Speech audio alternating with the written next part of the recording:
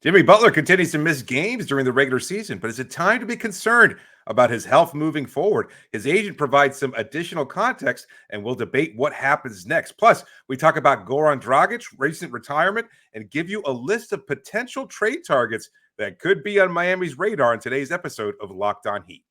You are Locked On Heat, your daily Miami Heat podcast. Part of the Locked On Podcast Network, your team every day.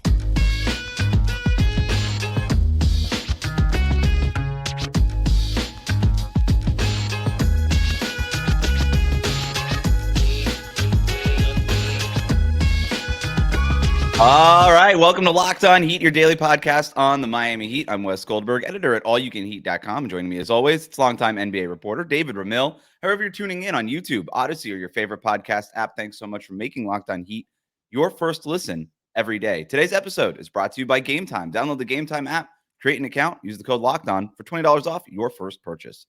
We got a great packed show for you today, a ton to get to.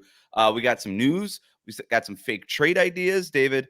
But Jimmy Butler, we're going to start here, out again for tonight's game against the Rockets. It's his fourth straight missed game with this right foot injury.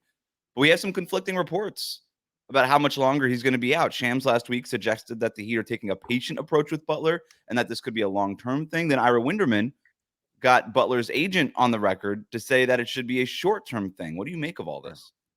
I'm not reading too much into it either way, but I'm going to trust Bernie Lee, who is Jimmy's agent, who's at every home game and who travels on the road with Jimmy and is a lot closer to the situation than Shams Charania, who has rarely had much insight into the inner workings of the Miami Heat front office. So I think it's a little bit of both. I think the front office, the coaching staff, the medical staff is being patient and kind of taking it easy on trying to rush Jimmy back because he is older, because he has, as Lee mentioned in the piece to Ira Winderman, he has carried this team to a deep playoff run for 4 seasons, or 3 of the past 4 seasons, and that's going to add incredible wear and tear on any player. So I think it's little nagging injuries. If tomorrow, let's say the playoffs started, or even tonight, we're hours before the Rockets tip off. If tonight was a playoff game, Jimmy Butler would be on the floor. We saw him drag his body through the remaining 3 series in the playoffs, despite the fact that he turned his ankle, an ankle that would have probably kept him out for a significant amount of time had it been during the regular season. So we know he can play through injury. We know he can play through pain. He might be always in pain. I mean, I've mentioned this before. We've both been in that locker room. We've seen Jimmy. Jimmy doesn't walk like a person his age. Jimmy walks like somebody who's significantly older because he has lower leg injuries, because he has foot injuries, because he's constantly, put a lot of miles on those legs during the course of his career. So he's always dealing with something. And it's just the severity of it which might keep him out. And if that's the case, you want to be careful. You want to be proactive in making sure you can get him back onto the floor as soon as possible. But at the same time, you don't want to risk further aggravation that could take him out for a prolonged period of time. So to me, I'm playing it day by day, just much like the Heat front office and the coaching staff. I'm taking it day by day with Jimmy. When I see him active out there on the floor, I'll go, okay, good. Let's see what he brings to the table at that point in time, because I'm not going to read too much into it either way. They did the same thing with Bam, right? Bam was playing through a hip injury, and the front office said, hey, look, the coaching staff, the training staff, we're going to sit you down for however long it takes until this thing is behind you, because these games in November and December aren't as important as the ones in the postseason. And even going back to our interview with Brian Windhorst and the story that he wrote about Bam and how Bam left the floor after the NBA Finals and said that team was better than us because they were healthier than us. And we didn't really get a good shot at this because I was banged up and Jimmy was banged up and Kyle was banged up and everybody was hurt, right?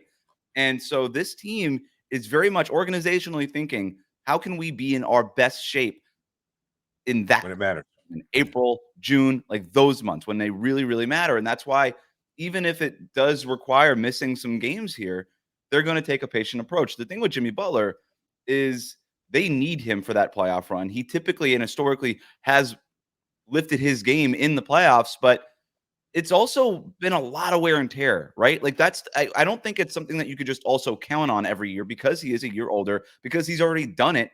And like Bernie Lee mentioned to Ira, and by the way, just want to say, awesome reporting by Ira Winderman on that. Like, you don't really see an agent going on the record like that.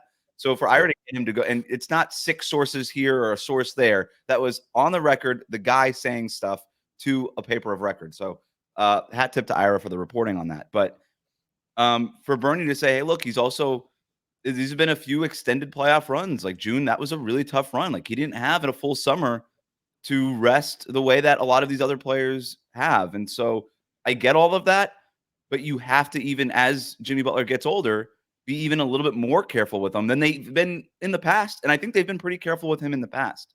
Also, he's also played a lot of minutes this year in the games that he has played because the Heat have been dealing with so many other injuries. So I'm here to with the whole patient approach. I'm good with it. If Bernie Lee is going to say it's going to be a short-term thing, I don't know. I don't think Bernie knows. I don't just because you're his agent doesn't mean you can tell the future, right? So I don't think Shams knows. And I think and I kind of like looking at these reporting, I don't think it's as conflicting as maybe it looks like on its face. I just think both people are kind of taking the same information in that, hey, the Heat are not going to put Jimmy Butler out there before they need to, and kind of reading between the lines in their own way in that way. I am concerned, though. I think that I'm not sure how realistic it is that we'll see the best version of Jimmy Butler in the playoffs. I just don't think that it's. You're right. We don't. I'm just telling you my opinion on this. Yeah, I don't think I don't think we can count on the version of Jimmy that we saw against the Milwaukee Bucks. And I mean, those were historic levels of performance, and what we've seen from him the year before and 2 years before that, on occasion in the Orlando bubble. And he was Michael Jordan against the Bucks. Yeah, like those were the numbers. He was Michael Jordan. He was quite literally Michael Jordan against the Bucks. He was LeBron James against LeBron James in the finals in the bubble, right? So if he's not going to be peak LeBron triple double, and if he's not going to be Michael Jordan, what do they need him to be then in the playoffs with this version of Bam and Tyler Hero? Because I agree with you. I don't think we can expect that again from him. So, but what do they need from him? And I think that's why they pursued a superstar in Damian Lillard, somebody to alleviate that pressure, to take off the brunt of the scoring burden from Jimmy's shoulders and say, you know what, you can handle the occasional offense. You can contribute 20 to 30 points a night, but I'm going to put up 30 to 40 when it matters most because I can, because that's what Dame Lillard has done throughout his career. So that's why that pursuit went as far as it did. And unfortunately, of course, it didn't pay off for Miami. So at this point in time, though, I think there's, to answer your question, I think you're going to still need Jimmy to be at his best, but I think the fact that we're seeing it, and we have seen it, and it's something that I have banged the drum on pretty consistently since the start of the season, this team's depth is going to be its biggest strength in the playoffs because you're going to get performances from guys like Jaime Jaquez, from Josh Richardson, and I know those aren't names that necessarily elicit a strong, favorable response from Heat fans, but we've seen it in different times throughout the regular season so far, and I think it's going to manifest that way throughout the playoffs too. Is that you're going to have a Duncan game, you're going to have Tyler Hero, Bam, etc. step up on occasion, and if they make a trade at some point in the next couple of months, then whoever is brought in is going to have to find a way to contribute. I mean, that has sort of been the quiet formula, right? Beyond the Jimmy Butler and Bam being awesome in the playoffs, which they have been, it's been in the bubble, Duncan Robinson stepping up. Right, Goran Dragic having an amazing run that was not there in the regular season. He didn't really get benched. It was sort of a more strategic lineup, but whatever. He had this awesome playoff run during the bubble, and then in the last one, obviously, you got Max Strus stepping up, Duncan Robinson stepping up, Caleb Martin, Gabe Vincent, like all these guys stepping up. And so you're going to need that. I'm with you. To me, though, it's Bam Adebayo. Like if Bam is going to be that dude, then you don't need as much from Jimmy, right? If Tyler Hero is going to take this leap and be a 24-point per game scorer as opposed to a 21-point per game scorer, that's a meaningful difference with the percentage increases and all the things and the playmaking and all the things that he's been doing and improving there. Like all of that stuff, if you're getting those incremental leaps from Bam and Tyler, maybe you don't need Michael Jordan performances from Jimmy Butler. You just need like a Scottie Pippen performance, from Jimmy Butler. And maybe that's what it takes. I don't know. I don't think that anybody seriously would consider the Heat the favorites right now in the Eastern Conference, but I don't think anybody's counting them out either for all the reasons that we've laid out. So, speaking of Jimmy Butler and Bam Adebayo, the Heat fans need to step up their all-star voting. Maybe not. Maybe not. I'll tell you why after this. Today's episode is brought to you by Gametime. You shouldn't have to worry when you buy tickets to your next event. Gametime is the fast and easiest way to buy tickets to all the sports, music, comedy, theater, whatever's near you. Gametime's got you covered with their last-minute deals. They're all-in prices, the views from your seat, and their best price guarantee. Gametime takes the guesswork out of buying tickets. There's so many different features that make Gametime such an advantage for you. I like the views from your seat, so you can pick a seat at the last second, and you're not sure. Maybe you've never been to this venue before. You're like, oh, I don't know where I'm going to be sitting.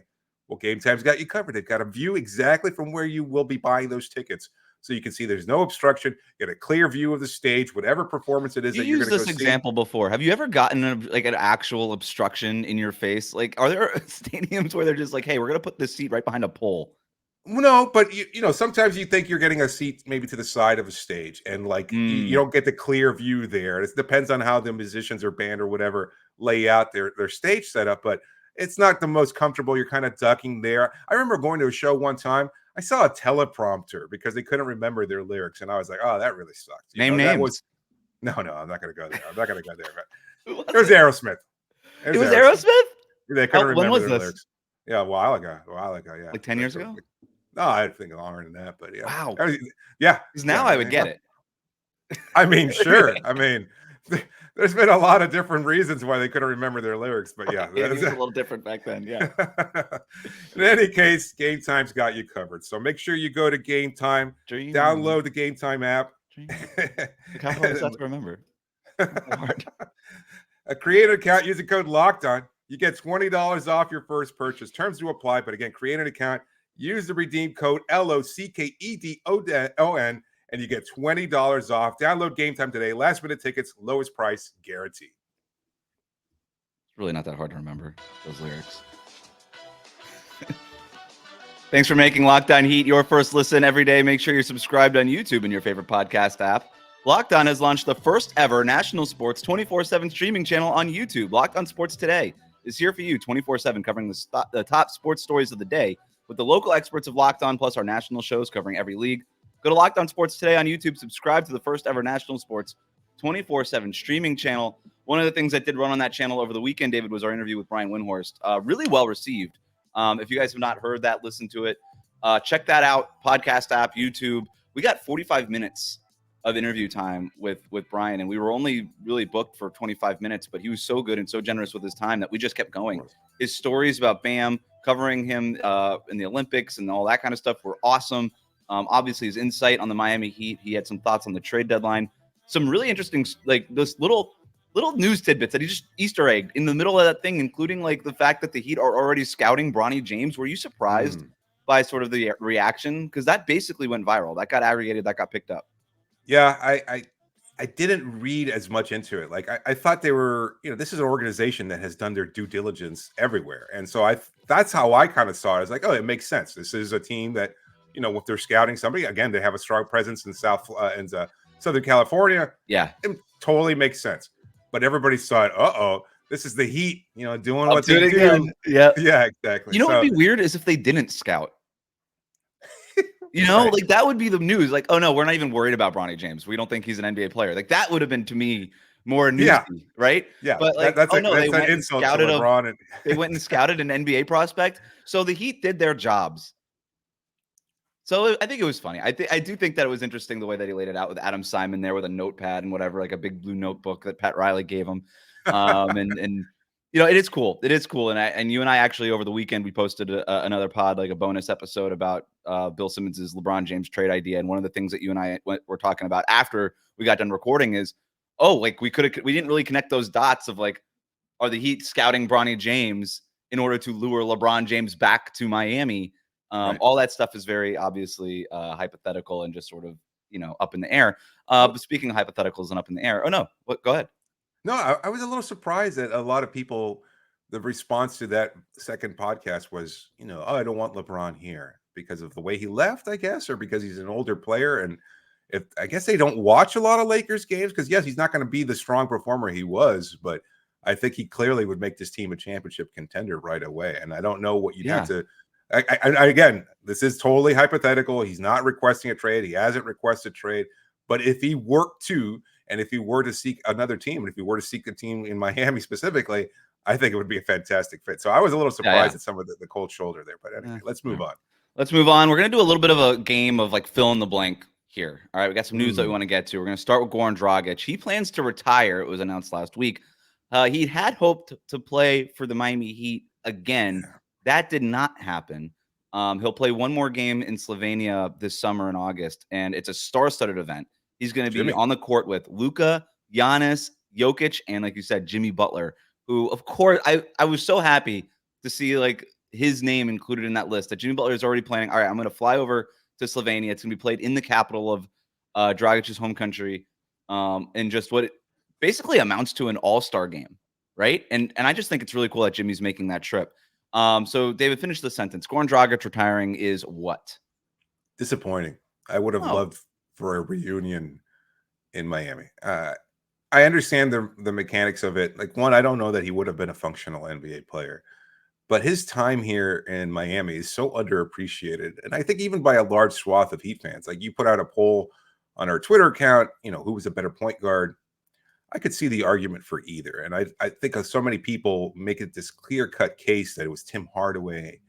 But if you look at the numbers, they're much closer than people might think. And I think also it's the makeup of those teams in the 90s. And I was watching those teams in the 90s, as unlike many of the people who responded to those polls, I imagine. Ooh, and I saw Hardaway. Flex. So, well, no, I'm old. Sorry. That's all it was.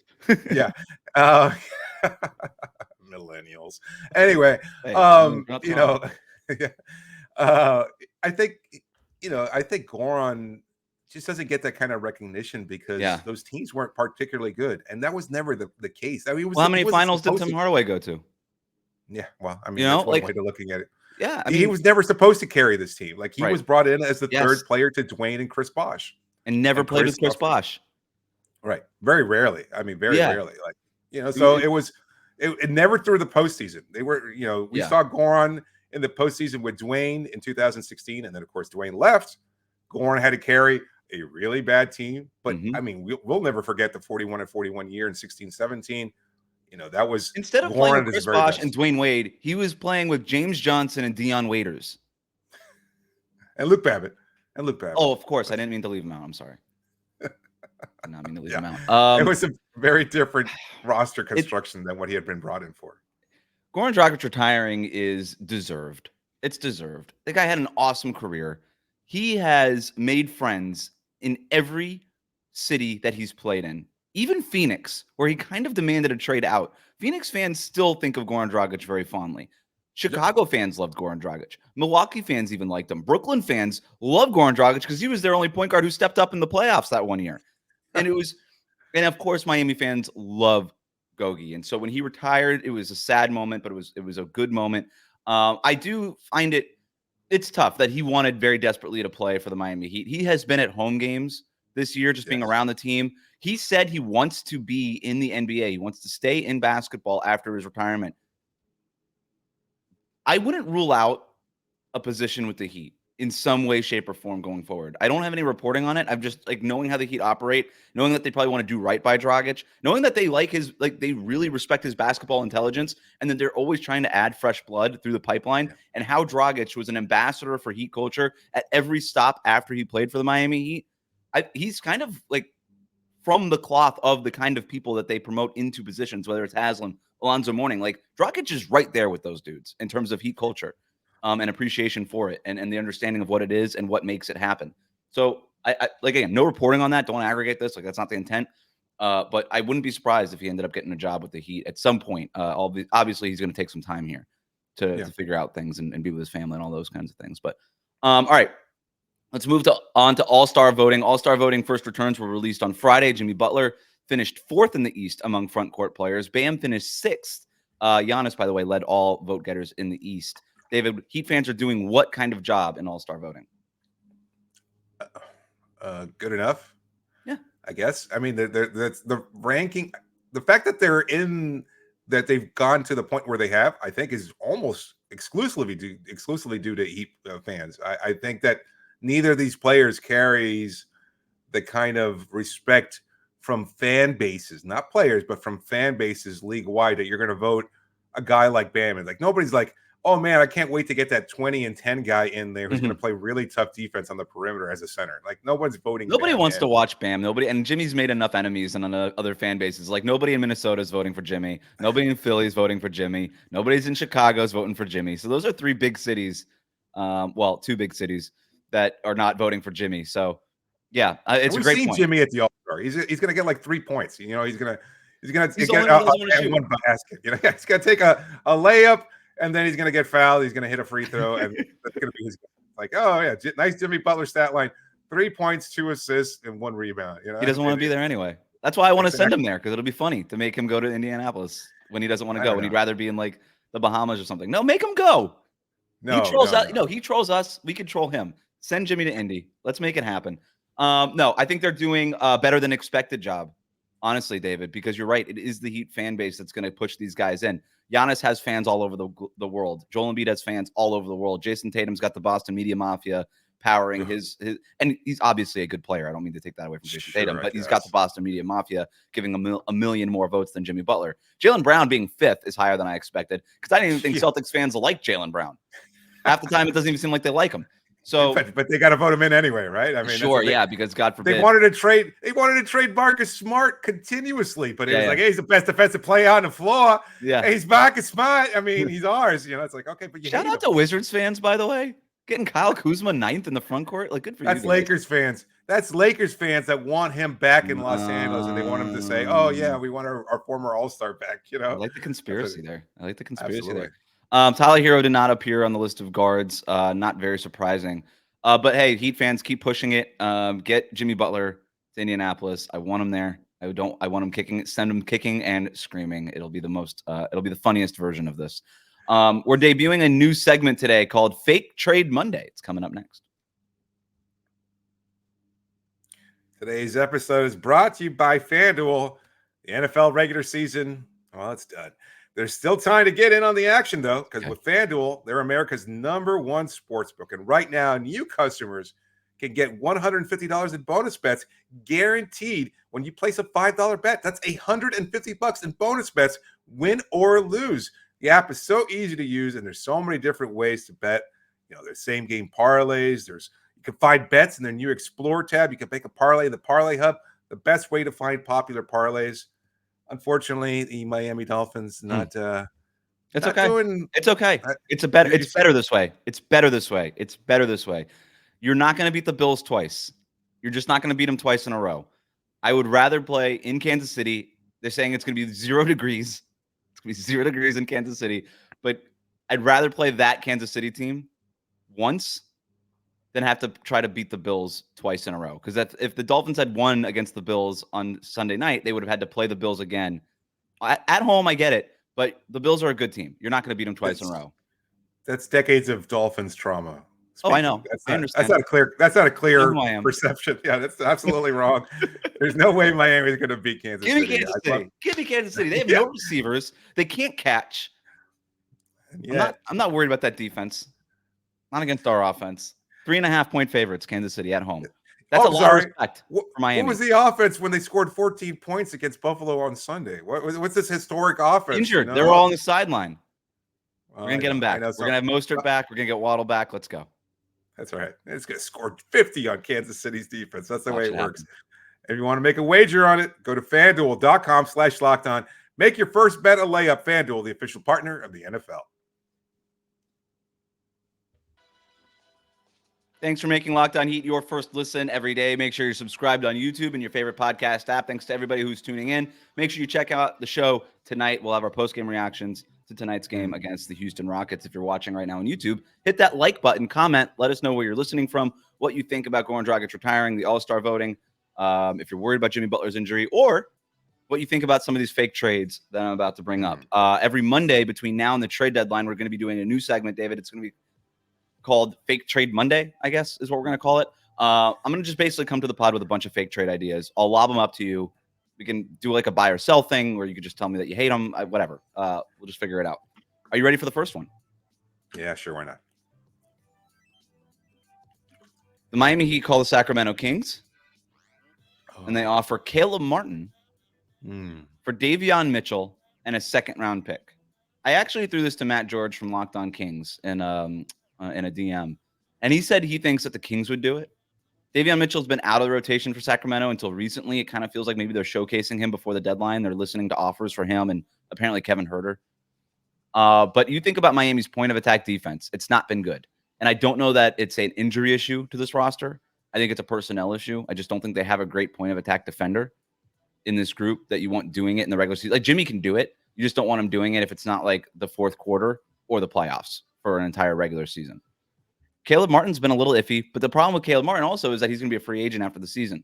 And I think he'd be a good fit for what Sacramento needs on the perimeter. And if they're not using Davion Mitchell, I kind of like the idea of getting Mitchell. He was a lottery pick. A very cut from the same cloth as a Marcus Smart, a Lou Dort. And I think that kind of mold of a player would work for Miami. And you get him on that rookie scale contract. You keep him under team control for a couple more years. What do you think? I'm torn about this one. I thought it was going to be a lot easier on the surface, because I think Miami would love for Caleb to be able to produce the way he did last year in the playoffs. And I think that's what the expectation is. But at the same time, given the fact that Duncan has an increased role, given that Jaime Jaquez is playing the way he has, he kind of becomes a little expendable. And I hate saying this about a guy that, you know, we've had on the show before, that we've talked to a number of times, and has been such a big part of Miami's deep playoff runs over the last couple of seasons. But he's going to leave anyway, and he's going to get paid, and that's absolutely fine. The ties to the organization are going to remain strong nonetheless. If they speak to him, I think that's important, is to say, look, you know, we don't think we can re-sign you, and so we're going to make this move just to make sure they don't burn these bridges. I think they make that trade. I think they should make that trade, because I think it provides somebody that you can get right away, and you're going to need somebody to point guard position. The only problem is that you're only getting a one-way player in Davion Mitchell. He's not going to be the idea. He does not have the high highs that Caleb Martin can offer offensively. But like you said, now that you have a Jaime and Duncan playing a bigger role in these things, maybe you don't need that. And you need to address the defensive concerns that this team has, like personnel-wise. I'm with you. It's a little scary because you're giving up on those highs that Caleb Martin can provide you in a playoff setting that we know. I don't know that Davion Mitchell can perform in the playoffs. He was a little bit of a player for them last year against the Warriors in that first round. And he was actually quite good, I thought. But that was one round. That doesn't prove anything to me. So it's a little iffy, but I think the key point here is not saying, hey, we think that Davion Mitchell's a better player than Caleb Martin. I don't think anybody thinks that. That's why you're also getting a pick back for it. It's that we kind of think Caleb's going to leave anyway. We don't want to pay him, and we'd rather get a cheaper guy who kind of fills a need for us right now, and this is sort of our best avenue in doing that. Also, Caleb Martin has Reno ties. Sacramento, Reno, not a far drive. I don't know. There's something there. It's a stretch. Let's do maybe two more here. Let's try to get to a couple more. Lowry and a 2026 second-round pick from Miami that's owned by the Lakers, okay? Or it's coming via the Lakers, which can actually sneakily maybe be a good pick. 2026 Lakers pick. So Lowry and that pick to Charlotte for Gordon Hayward. No. I don't trust Hayward. I do not trust Hayward as a playoff performer. I don't trust him. He's been much better than expected at this stage of his career. I think the injuries are mostly behind him, but he's still an older player. And I think, I don't know. I know there was interest, obviously, the connection between Miami. I just don't trust him to be that guy in the play. For that, honestly, you've got enough of Caleb. And I know you're not trading Caleb in this scenario, but I think what Lowry provides is of too much value to sacrifice for Gordon Hayward. I think I'm with you. It also leaves you pretty short at the point guard spot, unless you're getting a point guard back in that trade, which I don't know that there's a roster. Are you making both of these trades? What about both these trades? Oh, yeah. Davion Mitchell and Gordon Hayward. But even Davion Mitchell's not really a point guard. Like, he's not a guy you want running your offense. He's Exactly. more sort of like, so no. My idea was not making both of these trades, but I suppose it would be possible. But no, I'm with you. I probably wouldn't do it considering how well Kyle Lowry has played. And again, that second round pick from the Lakers could be good. And Gordon Hayward's going to be a free agent.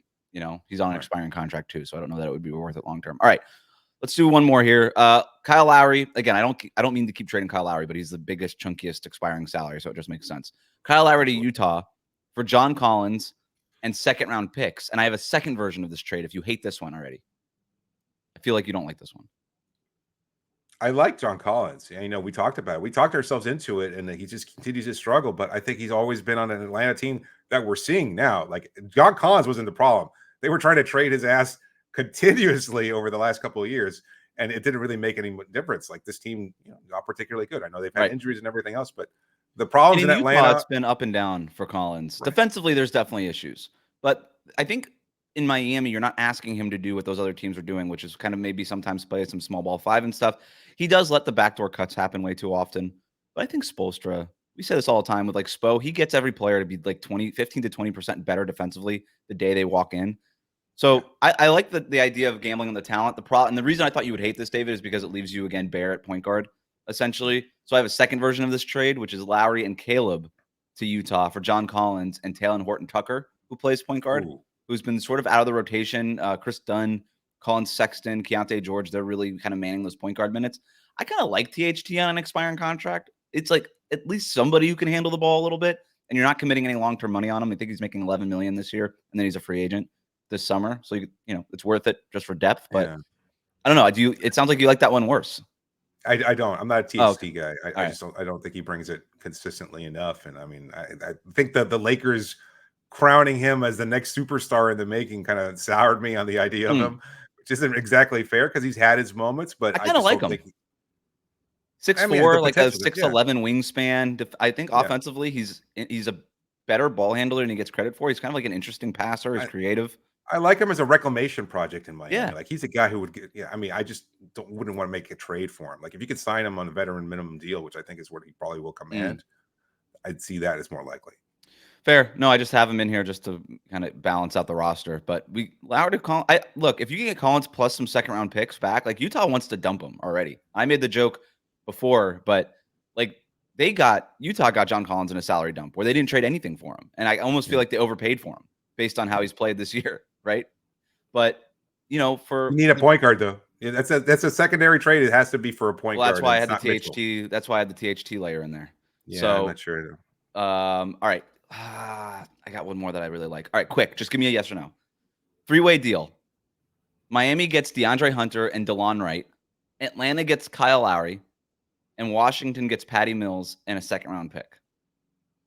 So Miami's taking the DeAndre Hunter salary off of Atlanta's hands for Lowry's expiring. Washington just gets a second-round pick for moving off of DeLon Wright, who's going to be a free agent and leave anyway. And Patty Mills is in there for salary filler. And Miami gets DeAndre Hunter to play the power forward spot and DeLon Wright as a point guard. Do it. Make it happen. Okay. All right. Very good. I got more fake trades for you next week. I literally have like 4 or 5 more that we'll get to next week. But for now, thanks for making Locked On Heat your first listen every day. Hit that subscribe button on YouTube. Follow us on your podcast app.